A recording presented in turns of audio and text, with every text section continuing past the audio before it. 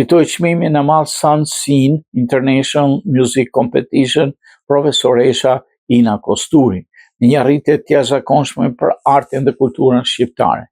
Violinistja dhe kompozitorja e njohur, profesoresha Ina Kosturi, ka fituar çmimin e madh Grand Prix në Sun International Music Competition Angli, duke u shpandur fituese absolute mes të gjitha kategorive të sezonit 2025.